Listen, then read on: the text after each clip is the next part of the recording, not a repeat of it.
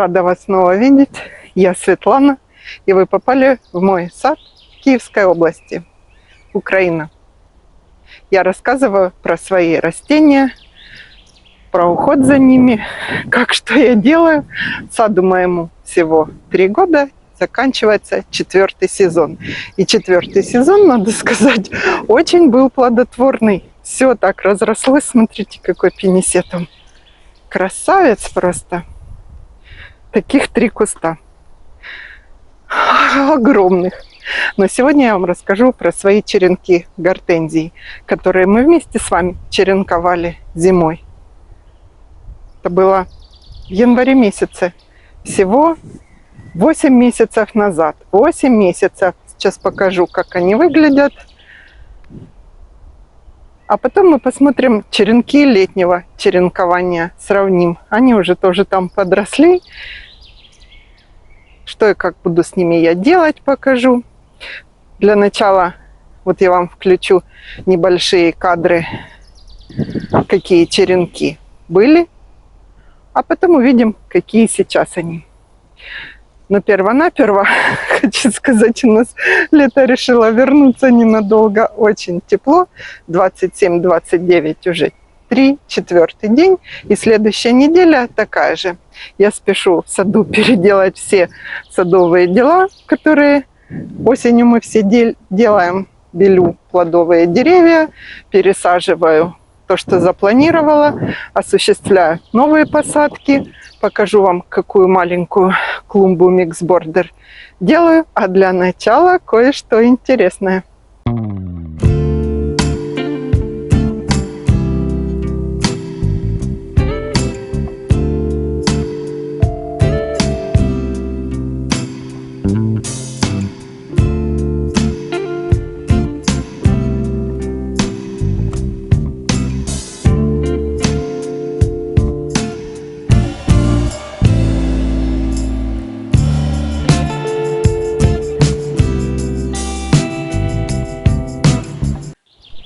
Первое, хотела я вам сказать, что я облагораживаю территорию за периметром. Я вам периодически говорила, что мы ворота доделываем, уже сделали. Кусочек вам видно, покрасили, все. Теперь, наконец-то, наш периметр весь закрыт. И я решила там навести порядок. И вчера ездили в питомник, решила за периметром высаживать тоже кипарисовики. Ивонны. И вот хотела вам показать, какие они малюсенькие. Точно такие же. Точно такие же. Я сажала на вот эту аллею. Всем они вам очень нравятся. Мы их наблюдаем и зимой, и весной, и летом. Вот такая веточка одна. Можете посмотреть. Высотой она где-то сантиметров 30-35. 3 года. Сейчас я прикреплю видео Instagram архив.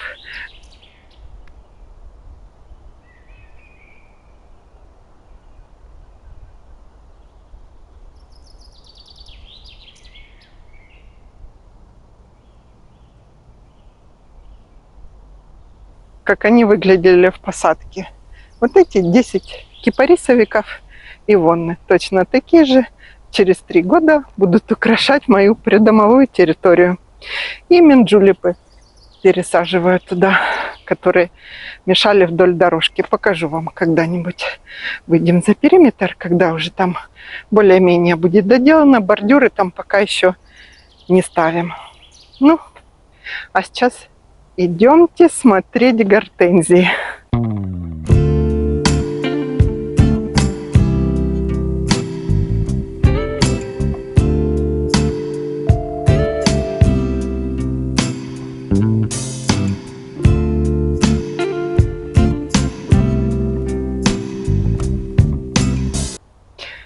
Ну, вот мы подошли к теплице. Мои 16 черенков. Январь 2023 года.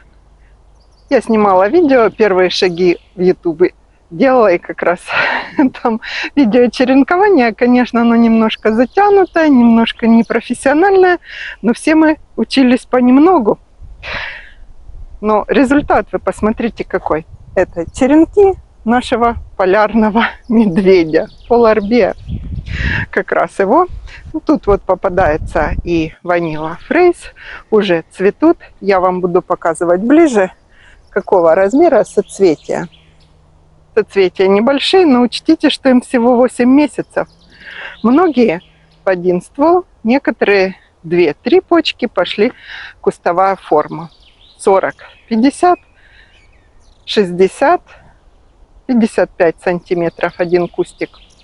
И вы можете сравнить, вот вы в питомниках покупаете по 2, по 3 веточки, кустики цветущие. Это вполне могут быть черенкования зимнего или осеннего. То есть черенкам всего 1 год. Я вам советую черенковать самим. Это намного дешевле, интересней, проще и увлекательней. Начнем с этого. Значит, мы все видели, как я начеренковала, как в апреле их перенесла в теплицу. Часть, конечно, там не выжила в теплице. Надо создавать определенные условия. Было очень жарко неделю, и большинство погорели. Не большинство, часть. Укоренилось очень много. Черенковала я с ивой. У меня Мацудана тортоза. Ива можно с любой. Иву, спрашивали вы, с любой ивой. У ивы в воде выделяются специальные вещества, которые помогают естественный укоренитель вместо корневина. И то есть наши черенки, постояв в воде неделю, дней 10, напитались этой водой с ивой, с ее веществами корнеобразующими. И как ломанулись, как дали старт. И, в общем, крепкие, хорошие, прочные, здоровые. Высаживала в грунт я уже в июне, в начале июня, спустя 4 месяца, получается, 4,5 месяца после того, как они уже в горшочках у меня постояли. Что я могу сказать про зимнее черенкование? Про то, что это очень интересно, очень увлекательно. Зимой как раз нам этого не хватает. Молодых зеленых листочков, нежных побегов. Но дело немножко хлопотное. В теплицах, конечно, в тепличных хозяйствах у них все поставлено на такую профессиональную основу. Идет распыление воды, сразу и обработка от клеща, и витамины туда, и микроэлементы, все они, и черенки прямо как на дрожжах растут. Дома нам создать это, конечно, труднее, хлопотно, но можно, вполне можно. Для этого нужна подсветка, контейнеры пластиковые, ну и ваше трудолюбие, ваше неравнодушное участие к молодым маленьким череночкам. Сделать все можно. Сейчас я покажу вам ближе каждый росточек, скажем так. А потом пойдем посмотрим мои черенки, которые летнего черенкования. Что я буду делать с ними осенью, спрашивали вы. Тут они у меня уже высажены, как и должны быть. То есть я сразу вот такие малюсенькие. Вы видели те видео. Внизу я прикреплю ссылки на черенкование. И как высаживала, сюда я их... Ну, кстати, они у меня не только тут, не только 16 штук, у меня больше 40. Я дома оставила себе часть, отдала за символическую такую 1 копейку. Получилось, не получилось, там я не знаю. Просто получилось очень много черенков, очень много. Поэтому в этом году я буду делать опять черенкование, но выберу только те сорта, которые мне конкретно куда-то надо. А надо мне за периметр. Я за периметром тоже аллею посажу гортензий. Наверное, штук 40 вдоль забора, и будет пена гортензиевая. Надо посчитать, сколько мне надо, и плюс-минус 10%. Все-таки какие-то могут не приняться или в процессе уже пересадки плохо себя поведут. Что хотела сказать, что я буду с ними делать. Если вы где-то их высадили, свои череночки, просто на временное проживания, не знаете еще, куда сажать. В принципе, то же самое. У меня некоторые в штамбовой форме, наверное, будут, потому что одни крепкие побеги. У всех я обрежу шапки. Я им просто дала процвести, чтобы точно убедиться в сортности. У меня тут 10 штук полярного медведя, а остальные все ванила фрайс. Ну, как раз мое любимое сочетание. Вот ванила фрайс. У нее более тонкие побеги. Ну, мы ванилу фрайс, гортензию, кстати, я сделаю описание этого сорта, разберем, как ее определить. Книжку ближе я вам этого покажу. Очень хороший посадочный материал, и саженцы очень хорошего качества получились.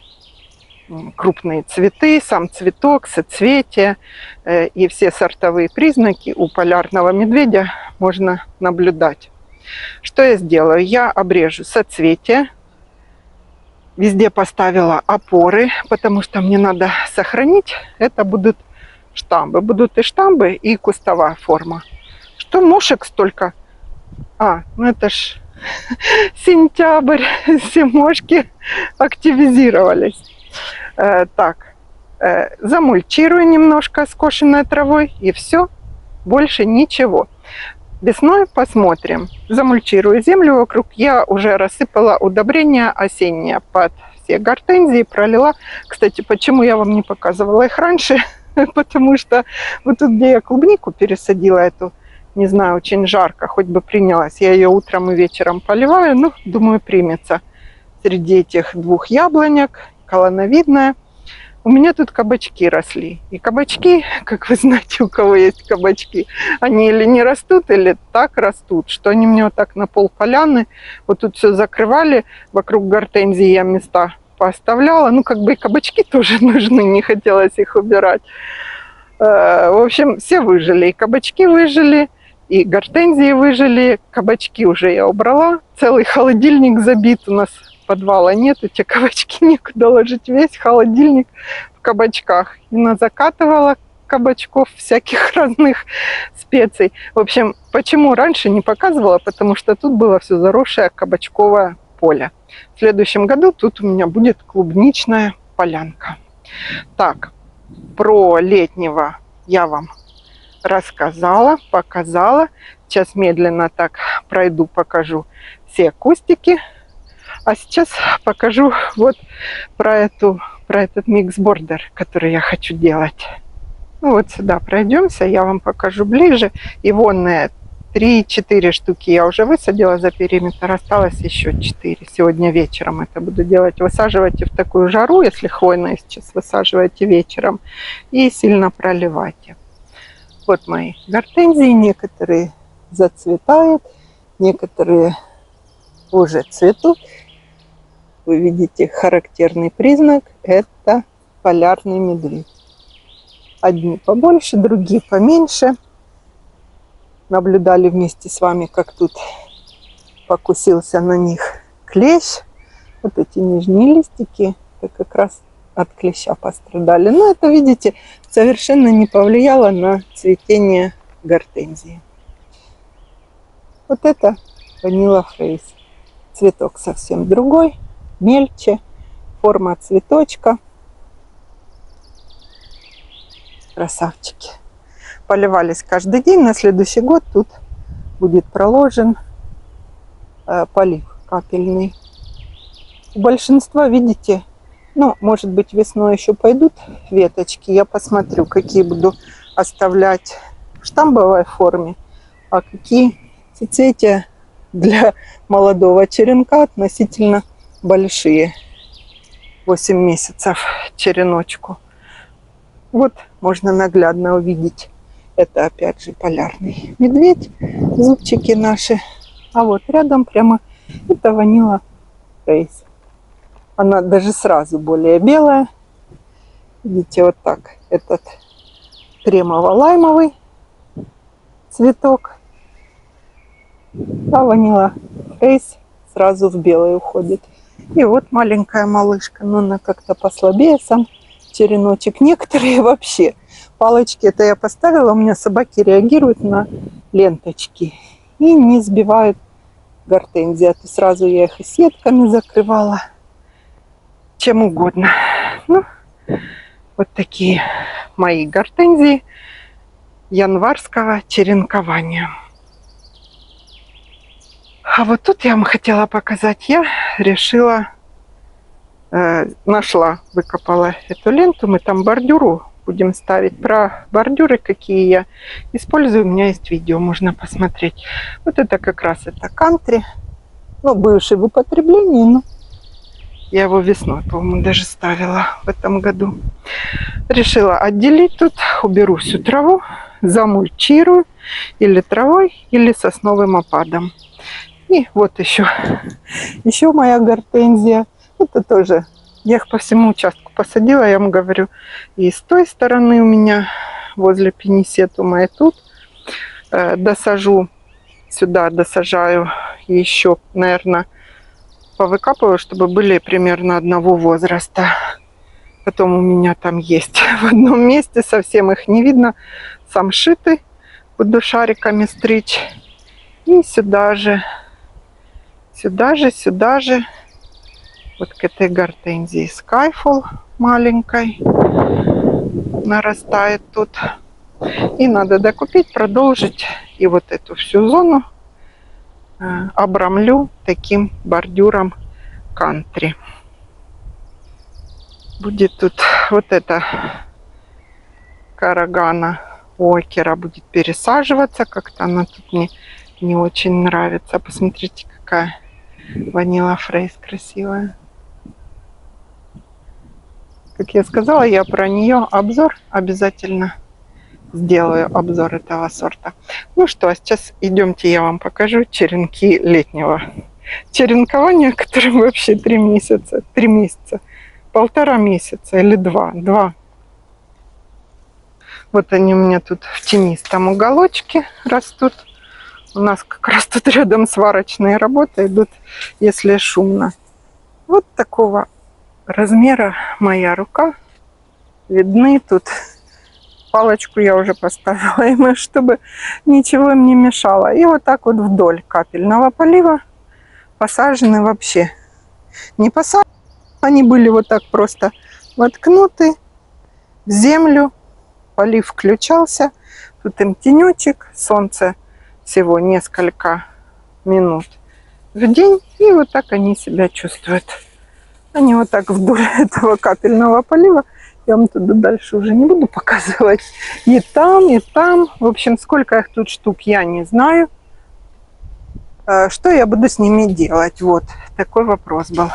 Что делать с черенками летнего черенкования? Когда падут листики, ну, во-первых, осенним удобрением их посыпать под корень надо.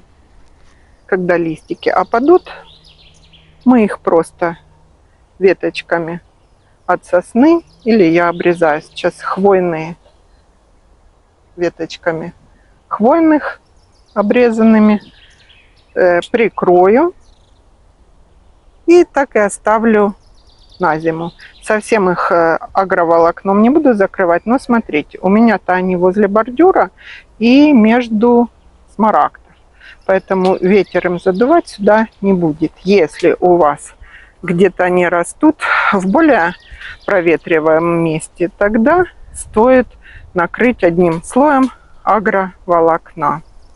То есть нам надо уберечь их от порывов ветра. Холод они перенесут, а порывы ветра, и если не будет снега, тогда им будет не поздоровиться. Кстати говоря, я их ни разу не обрабатывала от клеща. Получается, во второй половине лета клещ не так у нас активно действует, работает. И эти мои череночки, вот это тут палочка такая, а эти прямо из земли. Тут, в общем, всякие разные сорта красных соцветий, пурпурных соцветий сорта я все брала. Ну, посмотрим, когда зацветут, мне проще будет определить сортность.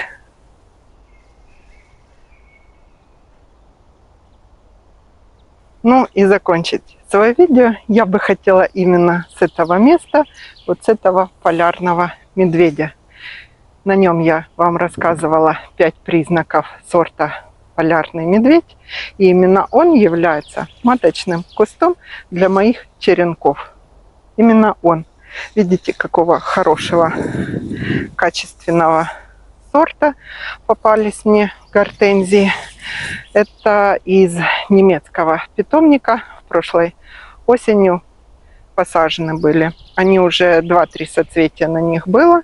В этом году вот такие кусты. Красивые все, но я не побоялась и начеренковала из них зимой веточек. Зима была мягкая, поэтому при 0 маленький минус можно черенковать, маленький плюс можно черенковать. Если мороз, черенковать нельзя. На этом хочу закончить свое видео. Встретимся через несколько дней. Я вам расскажу опять что-то интересное. Не забудьте поставить лайк. Встретимся совсем скоро.